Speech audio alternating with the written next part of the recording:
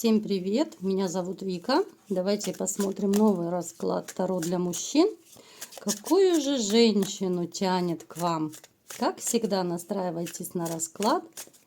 Для энергообмена ставьте лайк, подписывайтесь на мой канал, делитесь видео с друзьями и смотрим, в каких энергиях вы находитесь. Сразу же у нас выпало одиночество. Это значит, что вы сейчас находитесь без своей второй половинки, либо же даже те из вас, кто сейчас находится еще в токсичных отношениях, вы себя чувствуете очень и очень одиноко со своей половиной. Человек, который посвятил свою жизнь другим, остался сейчас в тотальном одиночестве. Понимаете, у вас сейчас такой период, возможно, вы его уже прошли, да, потому что общий расклад. Период, который довольно сложный был, довольно сложный морально, довольно сложный вообще во всех отношениях. Одиночество – это не про вас. Вы человек, который очень любит общение. Вы человек, который привык вообще как-то, знаете, постоянно где-то не то чтобы, не тусовки, я имею в виду, постоянно какое-то общение, да, это может быть и дружба с семьями, да, вот когда у вас еще была семья, вы дружили, возможно, с семьями, да, вот какие-то посиделки, праздники, вот, возможно, даже традиции были, когда, знаете, вот бывает по пятницам, либо же по выходным люди собираются семьями там за столом и, какие-то такие вечера отдыха устраивают. Вы человек, который привык к коммуникации, вы очень любите и умеете вот именно как оратор, да, вот что-то рассказывать. Это могут быть и анекдоты, это могут быть какие-то просто смешные истории. То есть вы абсолютно по своей природе, вы не одиночка. Но вот сейчас, вот либо же вот еще недавно, вот вы как раз находитесь в таком состоянии, когда ничего никого не хочется. Не хочется смеяться, не хочется никаких посиделок, не хочется вообще ничего. Понимаете, о чем я говорю? Это проигрывается именно потому, что вот женщина, которую вот вы любили, боготворили, да, которая осталась далеко позади и реально сейчас находится на расстоянии. Что вас привело еще к одиночеству? Почему вы так? Потому что, смотрите, да, вы очень болезненно, очень тяжело переживали разрыв со своей женщиной. Потому вы и остались вот такой, вы знаете, в добровольном заточении. Да, с детьми вы общались, вот у кого есть дети, дети – это ваш свет в окошке. Вот ради детей, конечно, простите, ради детей вы живете, жили и будете жить. Это ваша отдушина. Дети – это святое. Это то, что в вашей жизни, конечно, никогда не даст вам упасть. Вы понимаете, что вот эти вот ваши малявки, да, у каждого, конечно, по возрасту своя малявка будет. Но это то, что заставит вас улыбаться рано или поздно. Это то, что позволяет вам жить и дышать дальше, по крайней мере сейчас. Потому что любимой женщины новой на данный момент я не вижу. Я не вижу каких-то, я не вижу абсолютно даже женщин, на которые вы вот реально обратили бы внимание, как на потенциальную новую подругу. Конечно, вы оцениваете других женщин, конечно, вы обращаете внимание, но вы особо не действуете, потому что вот настроение абсолютно не то. Нет внутренней готовности на новые отношения, нет вообще желания что-то делать. Это может еще проигрываться, знаете, вот таким образом, что вы решили поставить абсолютно, либо же на паузу свою личную жизнь. Либо же вы решили вообще осознанно приняли решение быть одному и дальше, потому что было больно, потому что не хотите повторения этой ситуации, потому что, знаете, вот вы еще не отпустили. Вот вы не отпустили еще, вот я сейчас говорю именно о тех, кто находится вот как раз сейчас именно в этой такой острой фазе переживаний, да. Вот вы все равно еще не отпустили ситуацию прошлого. И вам абсолютно не до новых отношений, конечно же. Откуда же возьмется новая женщина, если вам, ну, хреново, да, вот по-простому. Ну, вам, ну, хреново до такой степени, да. Особенно, вот давайте посмотрим, с чем это проигрывается, почему хреново. Да, да, не отпустили, опять же, потому что у некоторых еще есть мысли о примирении. Некоторые очень довольно так болезненно переживают и готовы вернуться. Вот довольно часто в раскладах, да, это выпадает. И плюс я это вижу и читаю по вашим комментариям, ребятушки. Пытаюсь достучаться до вас, не знаю, получается или нет. Но тем не менее, вот, ну, назад лучше не смотреть. Ну, потому что, как правило, толку не будет. Ну, разбитую чашку не склеишь. Вот вы сейчас поставили реально на паузу свою личную жизнь. Причем не то, чтобы даже на паузу, а может реально быть состояние вот комфорта, когда комфорт и без женщины есть, да? Вот вы понимаете прекрасно, о чем я говорю, когда никто не выносит мозг, когда ты делаешь, что хочешь, да, вот в таком состоянии вот именно комфортно, морально, да, когда тебе не нужно делать то, что тебе сказали, да, ты делаешь исключительно то, что ты хочешь, да, когда тебе не нужно ни под кого подстраиваться. И понимаете, здесь такая вот ситуация двоякая. С одной стороны, одиночество, с другой стороны, а мне комфортно и так, и что делать, да? Поэтому вы не торопитесь, вы абсолютно не торопитесь устраивать свою личную жизнь. Причем здесь может проигрываться, вот у многих из вас, вот реально может проигрываться, что вы реально вот взвешиваете все за и против, даже вот в перспективе, вот в дальнейшем. А нужно ли вам вообще кого-то заводить, да? Вот вы уже настолько наелись этого всего, что вы уже задумываетесь просто даже на потом. Про сейчас даже речи не идет. Сейчас вообще тишь да гладь да благодать. Вот как-то сомнения есть по поводу женщин, сомнения по поводу их верности, сомнения по поводу их порядочности, сомнения по поводу это все начинать заново, да? Вот в таком плане. А нужно ли мне начинать это все заново? Снова завоевывай, снова бегай за ними. Снова непонятно какого дерьма в ответ получишь, да? Снова влюбишься, а тебе нож в спину вставят. Ну, то есть вот в таком вот ключе, вот в таком вот ключе, понимаете, могут быть ваши мысли. Давайте смотреть, какую же женщину все-таки тянет к вам. И какая женщина к нам пришла. Для начала давайте пробовать ее описывать.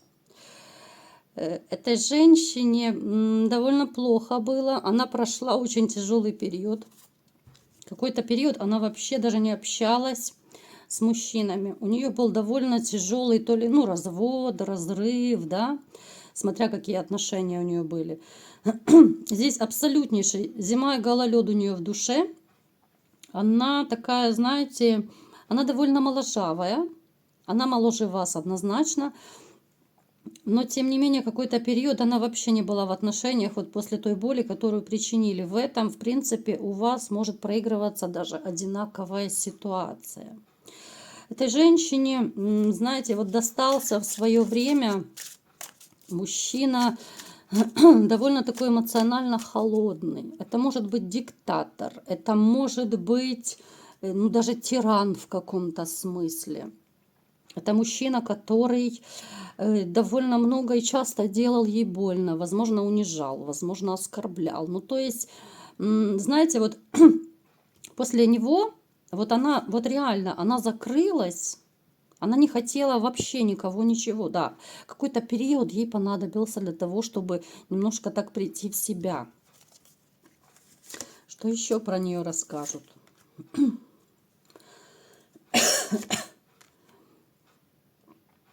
Женщина с довольно сильной интуицией.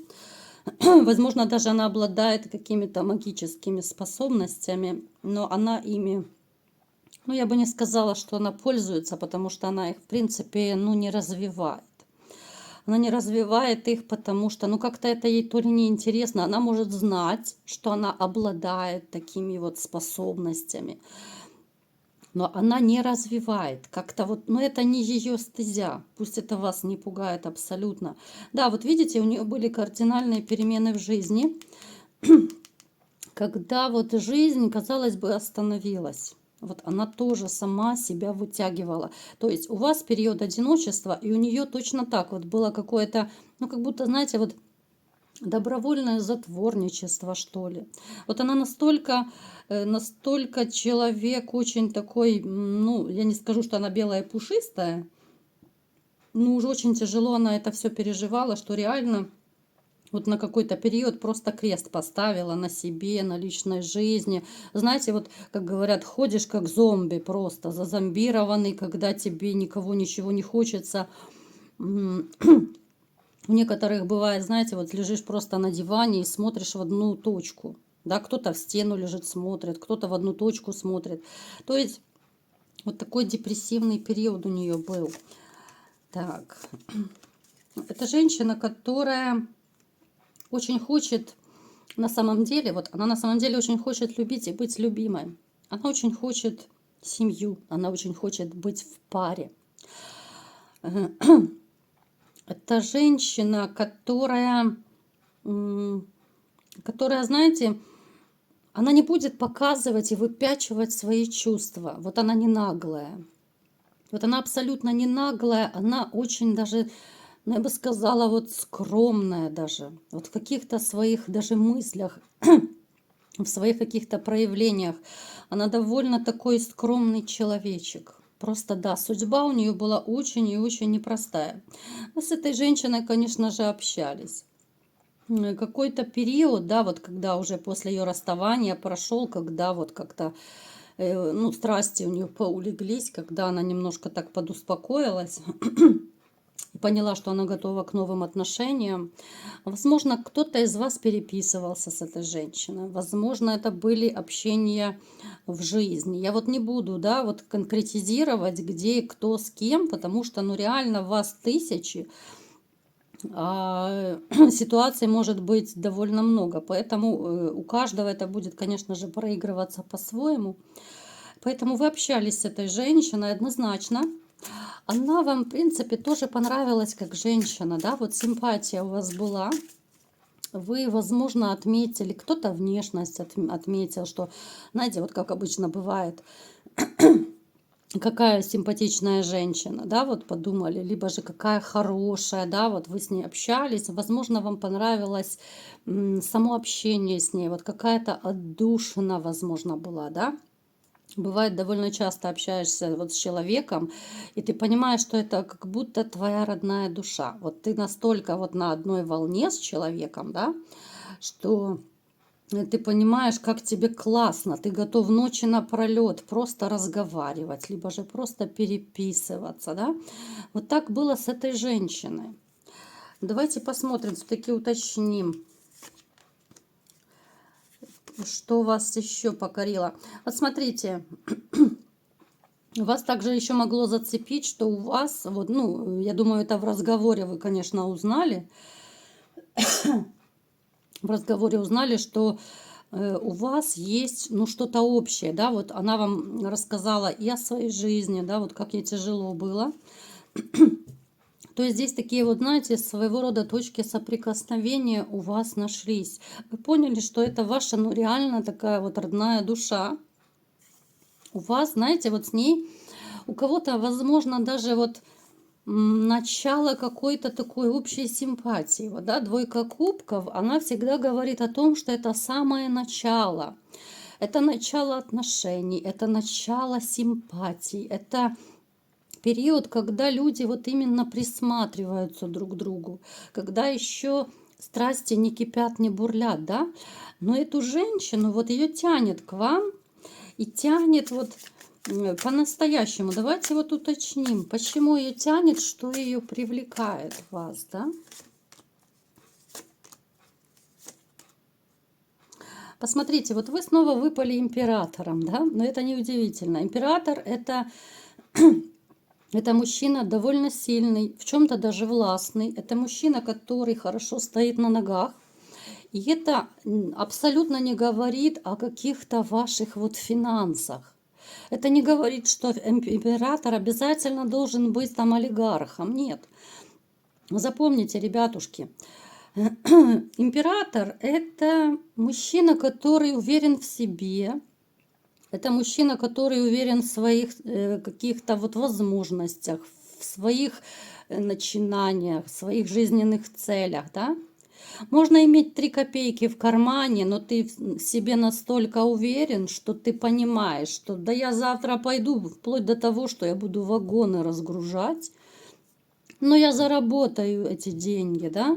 Пусть на первое время, да я сегодня буду разгружать, завтра разгружать, да? Ну я утрирую, конечно, но вы понимаете, куда я веду, да? То есть вот вы покорили какой-то своей вот мужской силой, своей уверенностью, да, своей вот надежностью. Но в то же время она заметила и вашу некоторую такую холодность вот в общении. Да, она вам с одной стороны понравилась, но вы, знаете, вот общались, либо же и сейчас еще кто-то общается, вот как-то, ну, больше по-дружески. Ну да, легкий флирт может присутствовать, но это еще не отношения, это еще, ну, самый такой зародыш, да, вот, это самый такой вот, ну, росточек, такое зернышко, я не знаю, как, зернышко вот, зернышко любви, да, вот вырастет эта любовь из этого зернышка, это уже будет от вас двоих зависеть, понимаете? Ей нравится ваша какая-то вот активная жизненная позиция, да, понятно, что это все она брала из вашего общения, с вашего разговора. Кто-то это в переписке берет, кто-то в реальности, вот когда вы общались.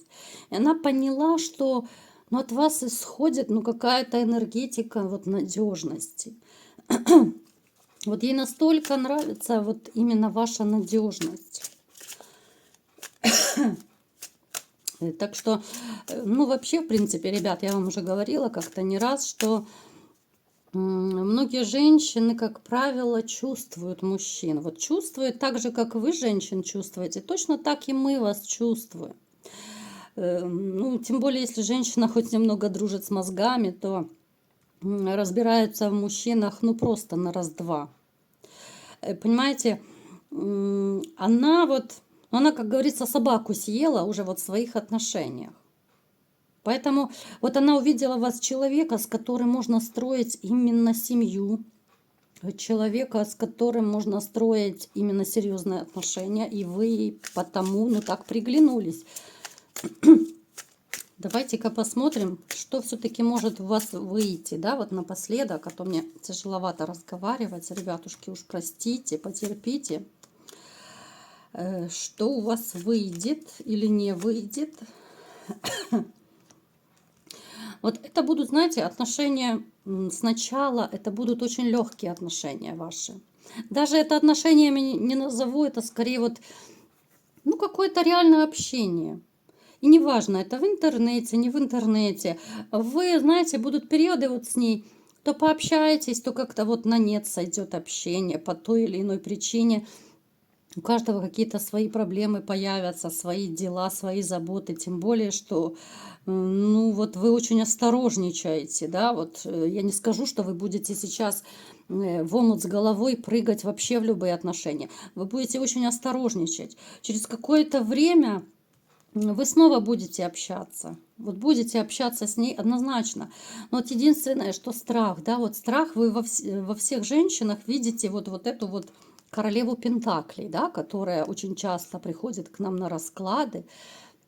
Вы во всех женщинах видите корыстных дамочек. Вы постоянно вот на стреме стоите, да, вот на стреме, что а вдруг она что-то выкинет, а вдруг она снова окажется корыстной, а вдруг она будет предательница, а вдруг я на нее потрачусь и снова впустую она сделает больно. Поэтому вот это вот, знаете, вот ваша мысленная королева Пентаклей, которая сидит у вас в голове, да, вот которая, ну, не дает вам покоя, она еще будет какой-то период у вас присутствовать. Вот эта женщина, которая, ну, казалось бы, она осталась в прошлом, Но она настолько вот поселила свое вот свое недоверие, да, вот я имею в виду, что вы после прошлых отношений, да, вот вы перестали доверять женщинам. И сейчас вот вы будете во всех видеть вот эту королеву пентаклей. Еще раз поясняю, ребят, это не значит, что вы во всех бывшую будете видеть. Это для тех, кто не понял. Это значит, что во всех вы будете видеть корыстных женщин по той или иной причине. Я думаю, я понятно объяснила. Поэтому вот вы как-то будете то отдаляться, то сближаться с этой женщиной. Ну так, ну не просто вам, конечно, будет еще. Так.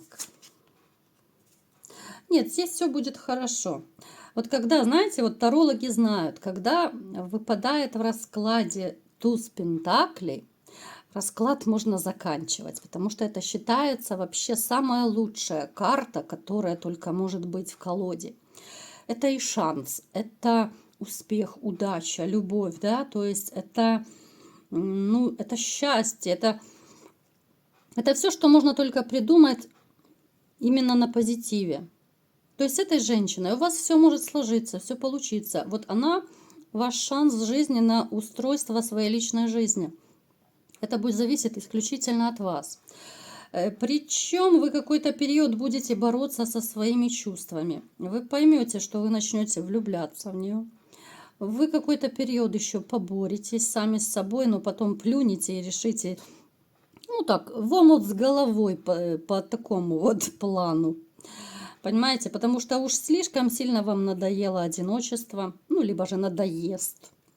Потому что, ну, как ни крути, да, любому человеку хочется быть любимым, хочется любить, да, хочется приходить не в пустой дом кошки или собаки, да, а хочется все-таки, чтобы был рядом любимый, близкий человек, который может тебя поддержать, который может тебя утешить, обнять, поцеловать, да, с которым ты можешь поделиться радостями, горестями.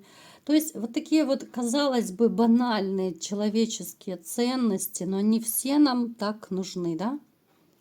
Но нет таких людей, которые не хотели бы этого. Напишите в своих комментариях.